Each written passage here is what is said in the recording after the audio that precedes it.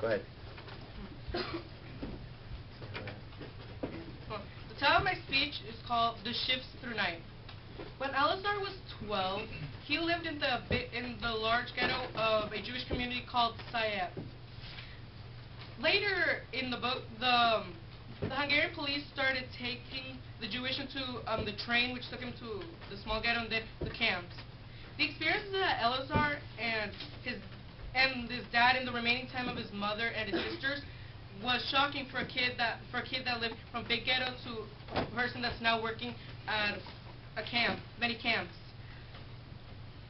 In the beginning of the book, there was this character called Moshi. He was one of the many people, not so many people, that escaped from the Hungarian police. When he returned to the ghetto, he was trying to warn the Jews about how they're starting to take them away, and then the Hungarians started taking them away. So, yeah. So when he was trying to warn the Jews, he did not want to.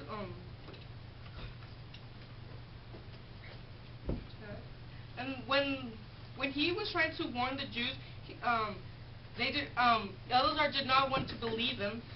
And as stated by Moshe and Elazar, Jews, listen to me. That is all I ask of you. No money, no pity. Just listen to me. He kept on shouting in sign. How do you say it? I don't know what word you're looking at. S-Y-N-A-G. Synagogue. Synagogue. Between the prayers of dusk and the evening. Even I did not want to believe him. Page 7. This shows that Elazar did want to care about how he was trying to warn them. But he didn't want to believe him when Elazar and his family went to the first camp, they were went to the small ghetto. They thought there was going to be freedom for a couple of days, I believe. And then at the time that they were there, but it turned out that it was a place which Elazar would see his mother. This is the last time he will see the mother and his sisters. When Elazar and his family went to the small ghetto to stay, they thought that they will be safe from all the things that are happening in the outside. But the Germans found them. But then they took them to a train, which later took them to the first camp, which they separated them. And as stated by Elazar, yet that was the moment when I left my mom, with my mother. There was no time to think. I was already felt my father's hands pressing against mine. Page 29. I believe that this quote shows many emotions about what Elazar's feeling and how his dad is reacting to seeing his wife and his daughter being taken away and taken to the crematorium.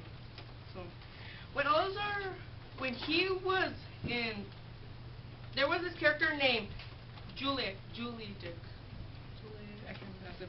I believe he was like sort of a secret character for Elazar to show that he was probably going insane,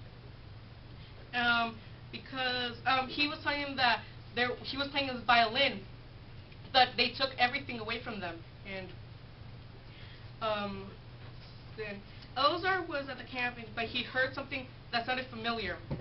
Suddenly he remembered Julie came from the boy from the war song, who was playing the violin in Buna, page 93. I think that it shows how he was hallucinating very much, because he was already gone and dead, probably. And in many ways, there was shifts throughout the story from bigger meanings and refusing help from Moshe, and losing his mother and his sisters, through hallucinating from other stuff. Thank you.